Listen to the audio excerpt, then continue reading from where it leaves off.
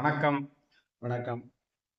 நம்முடைய ஆணையப்பன் திருமந்திரம் சேனலில் ஆன்மீக தகவல்கள், இலக்கிய தகவல்கள், விளையாட்டு சம்பந்தமான செய்திகள், மருத்துவம் சம்பந்தமான செய்திகள் அனைத்தையுமே பகிர்ந்து வருகிறோம். சைவ சித்தாந்தம் சம்பந்தமான செய்திகள், திருமந்திரம் சம்பந்தமான செய்திகள், கந்தர் அனுபூதி சம்பந்தமான செய்திகள் அனைத்துமே இதில் பகிரப்பட்டு வருகின்றன. அந்த வரிசையில் நம்மளுடைய சேனலினுடைய மருத்துவ பகுதியில் எல்லோருக்கும் பயன்படக்கூடிய ஒரு தகவலை வழங்குவதற்காக நமது மருத்துவர் பிரேம் ஹாஸ்பிட்டல் வள்ளியூர்ல சன்னதி தெருவில் பிரேம் ஹாஸ்பிட்டல் அப்படின்னு இருக்கு. அதனுடைய நிர்வாக இயக்குனர் டி சார்ஜ் திலக் மருத்துவர் ஐயா அவர்கள் நம்முடைய அரங்கத்திற்கு வந்திருக்கிறார்கள். அவர்களிடம் ஒரு சுவையான, மக்களுக்கு தெரிய வேண்டிய ஒரு செய்தியை பற்றி நாம் கேட்டு தெரிந்து கொள்ள போகிறோம். மலேரியா காய்ச்சல், மஞ்சள் காமாலை, சிக்கன் குனியா, டெங்கு காய்ச்சல், இப்படி இந்த காய்ச்சல்களினுடைய வரிசையில் தற்பொழுது எலிக்காய்ச்சல் என்று ஒன்று பரவலாக பேசப்பட்டு வருகிறது. அது குறிப்பாக எல்லையோர மாவட்டங்களில் கவனமாக இருக்குமாறு எல்லோரும் அறிவுறுத்தப்பட்டார்கள்.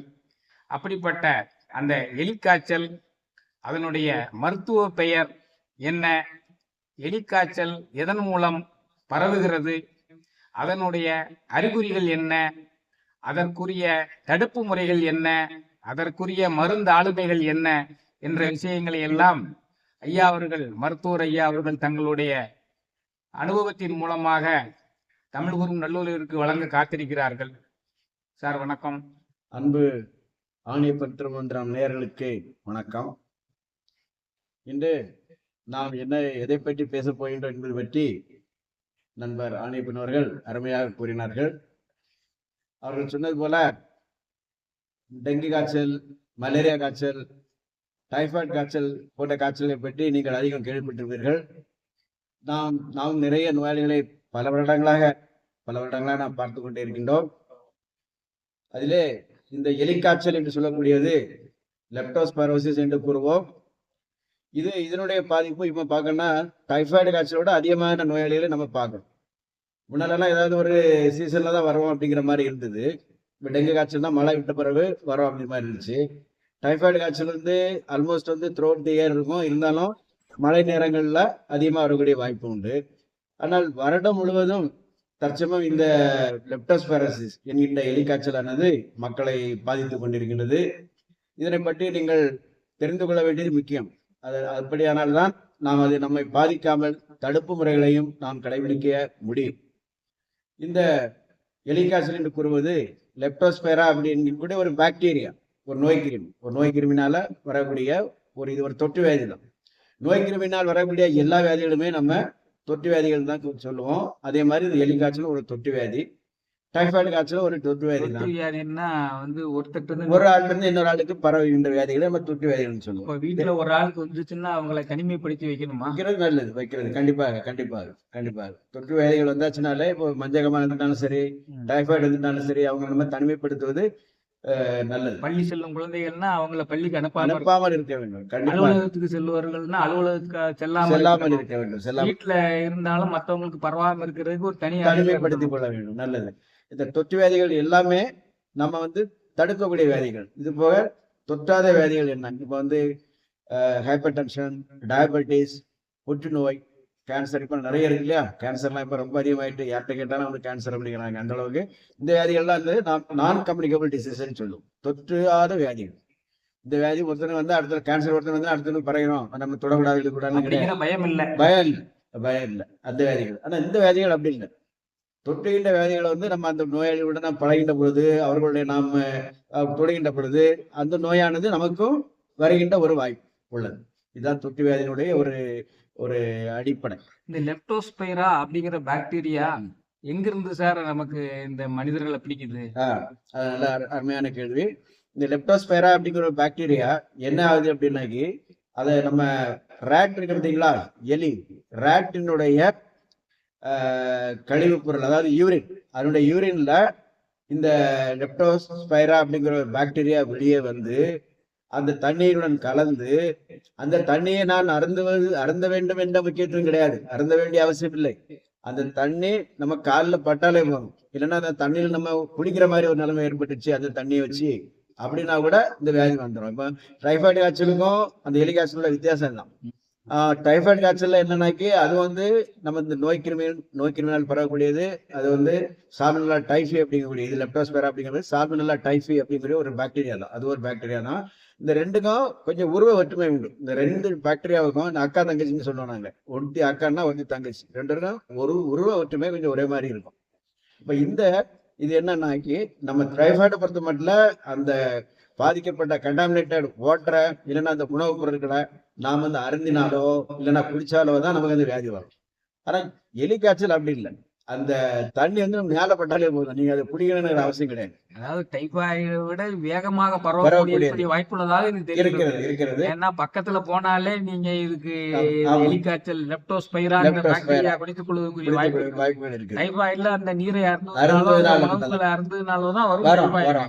ஆனா இது அந்த எலியினால வரக்கூடிய அந்த சிறுநீர் இங்கெல்லாம் இருக்கு, பக்கத்துல போயிருந்தாலும் அந்த தண்ணீரை நம்ம குளித்தாலோ உள்ள போக வேண்டிய அந்த தண்ணி உள்ளால போனங்கிற அவசியம் இல்லை. அது நம்ம குடிக்கணும் அப்படிங்கிற அவசியம் கிடையாது. அப்ப இந்த நீர்த்துளைகள் இல்லாமல் இருக்கிறது மிக அவசியமா சொல்ல வர நம்ம தடுப்பு முறைகளை பேசலாம், அதை பற்றி பேசுவோம். ஆமா, இப்ப இது வந்து இதனுடைய அறிகுறிகள் எவ்வாறு இருக்கு? இதனுடைய அறிகுறிகள் எவ்வாறு இருக்குன்னாக்கி டைஃபாய்டு மாதிரியே தான் இருக்கும். ஆல்மோஸ்ட் டைஃபாய்டு மாதிரி நெடுநாள் காய்ச்சல் ஒரு வாரம். ஏன்னா எப்பவுமே நாங்க வந்து மருத்துவமனைக்கு நோயாளிகள் வந்து காய்ச்சலோட வரச்சுல முதல் 3 நாட்கள் வந்து கண்டுக்க மாட்டோம். 3 நாள் வருவாங்க, ஒரு சளிப்பாங்க இதுமாங்க. அப்புறம் இவங்க இந்த 3 நாள் தாண்டி 4ஆம் நாள் வரச்சுல எங்களுக்கு வந்து ஒரு இது தோணும், 4ஆம் நாள் வரானே அப்ப சாதா காய்ச்சல் இல்லை, இது வைரஸ் காய்ச்சல்னா 3 நாள்ல சரியாயிரும், சளி காய்ச்சல்னா 3 நாள்ல சரியாயிரும். இது அதுக்கு மேல இருக்குது, 3 நாள் தாண்டி 4 நாள் 5 நாள் போகுதுன்னா எங்களுக்கு சந்தேகம் வரும். இது ஏதாவது ஸ்பெசிபிக் டைப் ஆஃப் ஃபீவர். 3 நாளைக்கு மேல காய்ச்சல் வரும்போது நீங்க அது என்ன டைப் ஆஃப் ஃபீவரா இருக்கும் அனலைஸ் பண்ணி இன்வெஸ்டிகேட் பண்ணணும். அதை நம்ம ஒரு அது ஆய்ந்து என்னங்கிறத கண்டுபிடிக்கணும், கண்டிப்பா கண்டுபிடிக்கணும். அதனாலதான் முதல்ல 3 நாளைக்கு மருந்து கொடுக்கறது மருந்து ஒரு பாராசிட்டமால் மட்டும் கொடுப்போம். பாராசிட்டமால் இந்த மாதிரி மருந்து மட்டும், ஆன்டிபயோட்டிக்ஸ் எல்லாம் அதிகமா கொடுக்கறது கிடையாது. புரியுது. ஆமா, அப்படி நம்ம செய்யறோம். இது வந்து இது 3 நாளைக்கு மேல போச்சுன்னா நம்ம மற்ற எல்லா காய்ச்சலுமே நம்ம ரூல் அவுட் பண்ணணும். எல்லா காய்ச்சலும் ஏன்னா இது வந்து ஒரு டைஃபாய்டா இருக்கலாமா, எலி காய்ச்சலா இருக்கலாமா, மலேரியாவா இருக்கலாமா, டெங்கு காய்ச்சலா இருக்கலாமா அப்படிங்கறதுல நம்ம கண்டிப்பா ரூல் அவுட் பண்ணா அதற்கு நமக்கு உதவியா இருக்கிறது இரத்த பரிசோதனை. ரத்தம் நீர் பரிசோதனைகளை பண்ணியாச்சுனாக்கி நம்ம இந்த வியாதிகள் இது என்னங்கிறத கரெக்டா கண்டுபிடிக்க முடியும். ஆனா நீங்க நம்ம வழக்கம் எல்லா மருத்துவர்களுமே அதான் பண்ணுவாங்க. ஒரு 4 நாள் அவன் போயிட்டானாக்கி காய்ச்சல் போயாச்சுனால காய்ச்சல் பிஓன்னு சொல்லுவோம். பிஓ அது இன்னொரு பேர் காய்ச்சலுக்கு, பைரக்சியா ஆஃப் அன்னோன் ஆரிஜின். காய்ச்சலுங்கிறது ஒரு நோய் கிடையாது, காய்ச்சலுங்கிறது ஒரு வியாதி கிடையாது, வியாதியினுடைய அறிகுறி. காய்ச்சல்ங்கிறது ஒரு சிம்டம், இது சிம்டம் நாட் ஏ டிசீஸ். நான் எல்லா பேஷண்ட் அதான் சொல்ல வழக்கமா. இப்ப காய்ச்சல்ங்கிறது நீங்க காய்ச்சல் குறையல காய்ச்சல்ங்கிறது ஒரு நோய் கிடையாது, ஏதோ ஒரு நோய்க்கான அறிகுறி வெளிப்படுத்துது. நம்ம டாக்டர்கிட்ட போய் ஆமா அது என்ன எந்த வியாதிங்கிறத கண்டுபிடிக்கிறது டாக்டருடைய திறமை. அது என்ன வியாதியை கண்டுபிடிக்கிறது டாக்டருடைய திறமை. பல பரிசோதனைகள் பண்றோம். இவங்க நீர் பரிசோதனை பண்ணுவாங்க, அடுத்தால சின்ன ரத்த பரிசோதனை பண்ணுவாங்க, கம்ப்ளீட் பிளட் கவுண்ட் அதெல்லாம் பார்ப்பாங்க. அடுத்தால ஒவ்வொரு காய்ச்சலையும் ஸ்பெசிஃபிக்கா டெஸ்ட் இருக்கு. டைஃபாய்டு வைரல் டெஸ்ட் ஒன்று இருக்கு, லெப்டோஸ்பைரஸ் வந்து ஒரு ஆன்டிபாடி டெஸ்ட் இருக்குது. டெங்கு காய்ச்சலுக்கு டெங்குல 2 டெஸ்ட் பண்ணோம், ஒரு கார்ட் டெஸ்ட் ஒன்று, ஸ்கிரீனிங் டெஸ்ட், அப்புறம் வந்து அலிசா டெஸ்ட் ஒரு டெஸ்ட் இருக்கு. இந்த மாதிரி டெஸ்ட் எல்லாமே பண்ணி நமக்கு என்னங்கிறது தெரிஞ்சிடும்.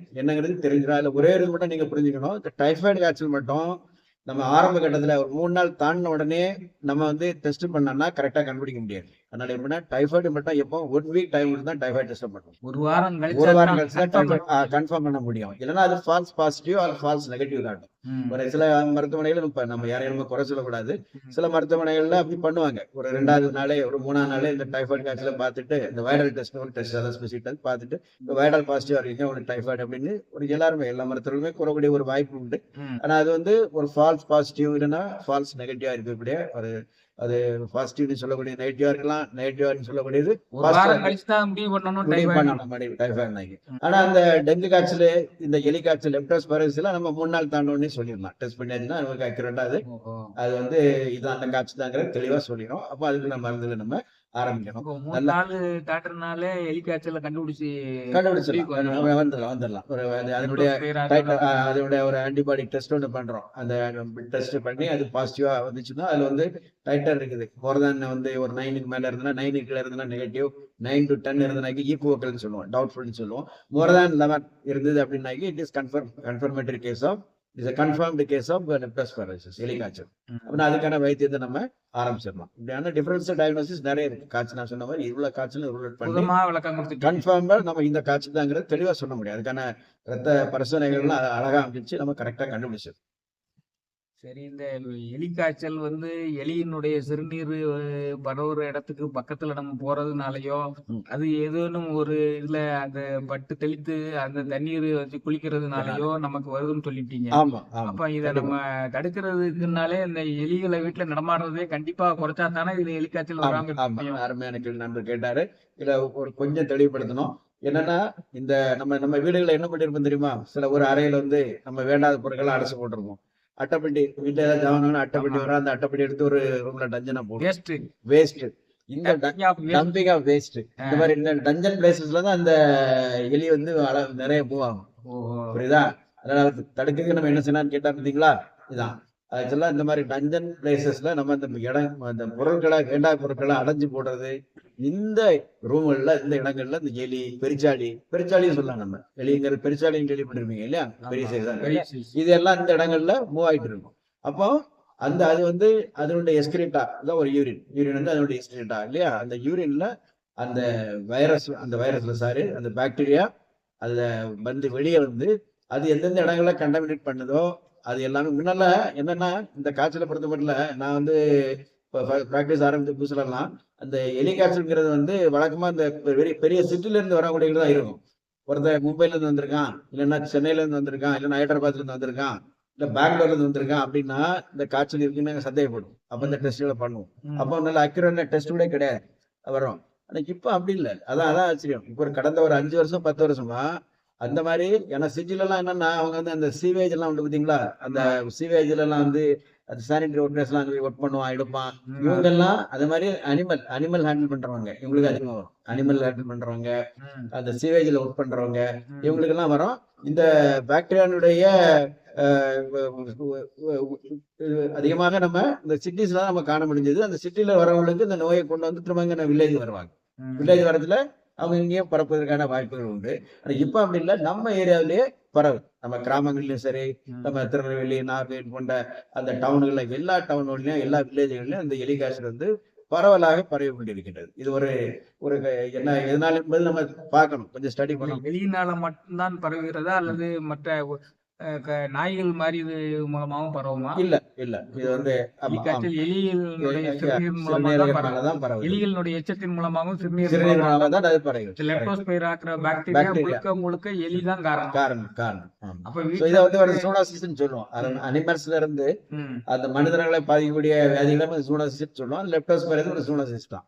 அதுல மெயினா வந்து இந்த மாதிரி இடங்கள்ல நம்ம வாழ்கிறது, டஞ்சனான இடங்கள்ல நம்ம வீடுகளே இருக்கும், வீடுகளே போட்டு வச்சிருப்போம், இதுல வந்து வரும். அதே மாதிரி அனிமல் ஹேண்டில் பண்ற வீடுல மாடெல்லாம் வளர்ப்பாங்க, இவங்களுக்கும் இந்த மாதிரி இந்த வியாதி வரக்கூடிய வாய்ப்புகள் வந்து ரொம்ப அதிகம். அந்த ஆடு மாடுகள் எங்கேயாவது போய் கொண்டு வந்துடும்.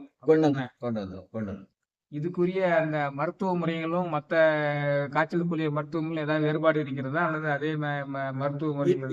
இதுல வந்து இது வந்து என்னன்னா, எப்படி நம்ம டைஃபாய்டு காய்ச்சலாம் வழக்கமா சொல்லுவோம், நீங்க கேள்விப்பட்ட மருத்துவர்கள் சொல்லுவாங்க ஒரு 2 வாரம் ட்ரீட்மெண்ட் கொடுக்கணும் அப்படின்னு சொல்லுவோம். 2 வாரம் ட்ரீட்மெண்ட் கொடுக்கணும். இதுல வந்து அறிகுறிகள் வந்து டைஃபாய்டை விட கொஞ்சம் அதிகமா இருக்கும். டைஃபாய்டுல உடம்புலி காய்ச்சல் எல்லாமே இருக்கும். ஆனா இதுல உடம்புலி ரொம்ப அதிகமா இருக்குமா. அதே மாதிரி வந்து தலைவலி, ஒரு சிவியரான ஹெட்டேக் இருக்கும், தலைவலி வெடிக்கிற மாதிரி இருக்கு சார் அப்படின்னு சொல்லுவாங்க. இந்த மாதிரி சில அறிகுறிகள் இருந்தாலும் எங்களுக்கு ஒரு சந்தேகம் வரும். சரியா? அப்போ டைஃபாய்டை விட ஒரு தீவிரமா இருக்கு, அறிகுறிகள்லாம் தீவிரமா இருக்கு, உடம்புலயே ரொம்ப அதிகமா இருக்குன்னு சொல்லுவாங்க. அப்ப நம்ம அப்படி அதிகமா தீவிரமான ஒரு அறிகுறிகள் இருக்குமானால் கண்டிப்பா நம்ம அவங்கள மருத்துவமனையில அனுமதித்து அவர்களுக்கு வந்து குளுக்கோஸ் சலைன் இதெல்லாம் போட்டு ஐவிஎஃப் போட்டு ஆன்டிபயோட்டிக்ஸ் கொடுக்கணும். அந்த ஆன்டிபயோட்டிக்ஸ் வந்து 2 வாரத்துக்கு ஆன்டிபயோட்டிக் கிடைக்கணும். முக்கியமா நம்ம 2 ஆன்டிபயோட்டிக் முக்கியமா யூஸ் பண்றோம். கிறிஸ்டலைன் பென்சிலின் ட்ரக் ஒன்று யூஸ் பண்றோம். இப்போ கிறிஸ்டலைன் பென்சிலின் கிடைக்கல, அதனால இன்ஜெக்ஷன் ஆம்பிசிலின் அப்படிங்கிற ஒரு இன்ஜெக்ஷன் வந்து ஒரு நல்ல 630 டோஸ் ஒரு 6 மணி நேரம் இருக்கா கொடுக்கணும் நம்ம. மருந்துகள் எடுக்க ஆரம்பிச்சிட்டோம்னா அது குணமாகறதுக்கு எத்தனை நாட்கள் தோராயமாக எப்படியும் ஒரு 2-3 டேஸ் ஆகும். உடனே இமீடியட்டா கண்ட்ரோல் ஆகாது. ஒரு 3 நாளாவது நம்ம ஆன்டிபயோட்டிக் கிடைச்சதாதான் அது சரியா. நான் அதான் நோயாளி ரொம்ப அதிகமான தீவிரமான அறிகுறிகளோட வந்தாங்கன்னா சொல்லுவாங்ககிட்ட, நீங்க அட்மிஷன் ஆயிரணும், அட்மிட் ஆகி நம்ம நரம்புல இன்ஜெக்ஷன் போடணும்.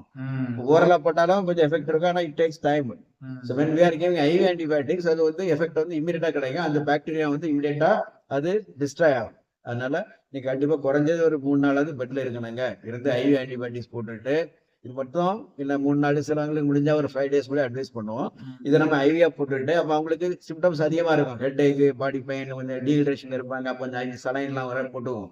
Along with this antibiotic, ampicillin கூட இன்னொரு ஆன்டிபயோட்டிக், டாக்ஸிசைக்ளின் ஒரு ஆன்டிபயோட்டிக் இருக்கு. Best antibiotic for leptospirosis doxycycline. அதுவும் ஐவியா ஸ்டார்ட் பண்ணுவோம். IV doxycycline, IV ampicillin.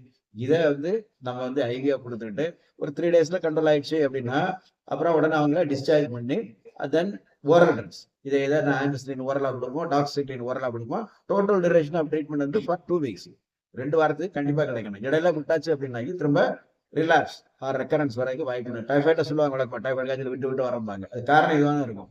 4 நாள் மருந்து சாப்பிட்டு விட்டுருவோம், மருந்த ஒரு கோர்ஸ் கம்ப்ளீட் பண்ணலாம், விட்டுறது. அது இந்த காய்ச்சலுக்கும் அந்த ரெண்டு காய்ச்சலுமே அப்படி அந்த 2 வீக்ஸ் ட்ரீட்மெண்ட்ங்கிறது மஸ்ட். அந்த 2 வாரம் அவங்க எடுக்கணும். இல்லைன்னா ஒரு வாரம் எடுத்த கூட காய்ச்சல் சரியாயிரும்.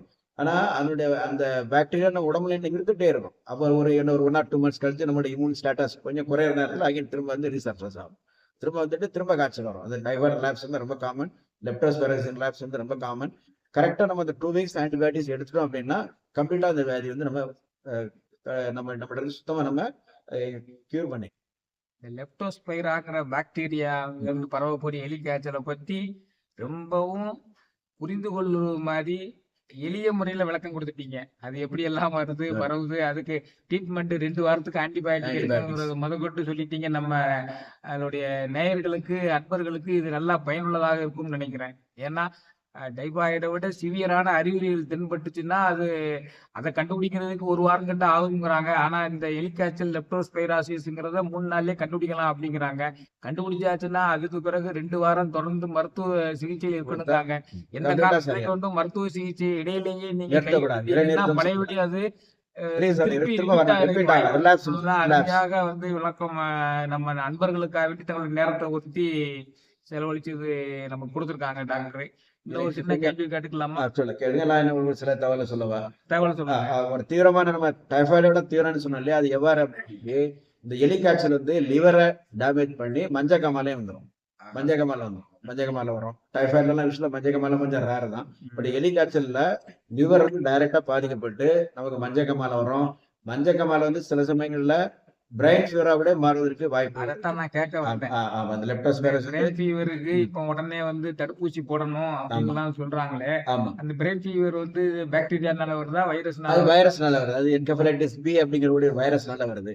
அதுதான் இப்ப நம்ம பீரியாட்ரிக் கேஸ்ல ஸ்கூல்ல எல்லாம் நம்ம வேக்சினேஷன் இம்யூனைசேஷன் ஷெட்யூல்ல அதை இன்க்ளூட் பண்ணிட்டாங்க. நம்ம இம்யூனைசேஷன் ஷெட்யூல்லே நம்ம தமிழ்நாடு கவர்மெண்ட்டும் சரி, நம்ம இந்தியா கவர்மெண்ட்டும் அதை வந்து நம்ம இம்யூனைசேஷன் ஷெட்யூல்லே ஸ்டாண்டர்ட் ஷெட்யூல்ல இன்ட்ரோடியூஸ் பண்ணி அந்த அந்த வேக்சின் வந்து என்கெஃபலைட்டிஸ் வேக்சின் வந்து கம்பல்சரியா கொடுக்கணும் அப்படின்னு சொல்லியிருக்காங்க. எத்தனை வயசான குழந்தைகள் இருந்து அதை கொடுக்கலாம்? அது வந்து 1 வயசுக்கு மேல உள்ள குழந்தைகள் எல்லாத்துக்கும் அவங்க என்ன கொடுத்துட்டு இருக்காங்களோ அந்த டைம்ல கரெக்டா நம்ம கொடுக்கணும்.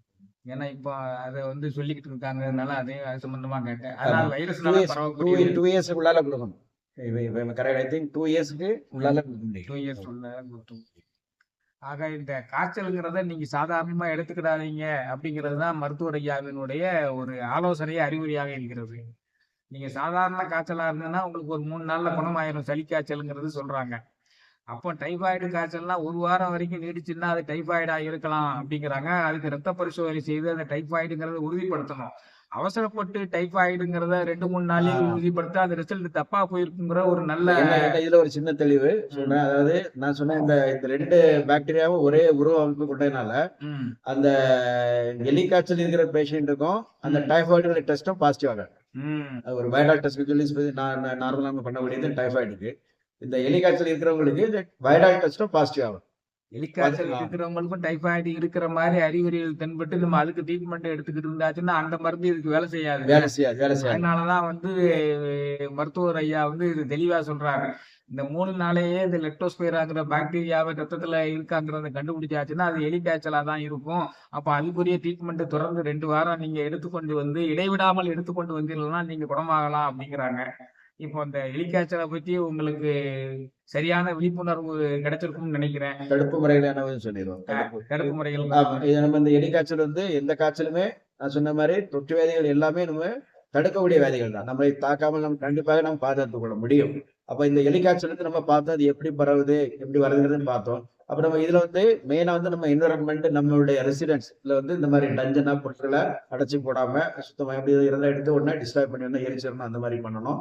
அது மாதிரி எலிகளுடைய நடமாட்டம் இதெல்லாம் அதிகமா இல்லாம பாதுகாத்துக் கொள்ள வேண்டும். இப்படி பண்ணியாச்சுன்னா கூட அப்புறம் யாராவது நோயாளிகளுக்கு வியாதிகள் வந்துட்டாலும் அவங்க நம்ம ஐசோலேட் பண்றது மூலமும் இந்த வியாதி வந்து நம்மளை பாதிக்காம நாம் தடுத்துக் கொள்ள முடியும். இதுக்கு என்ன வேக்சின் கிடையாது, ஒரு முக்கியமான பாயிண்ட்.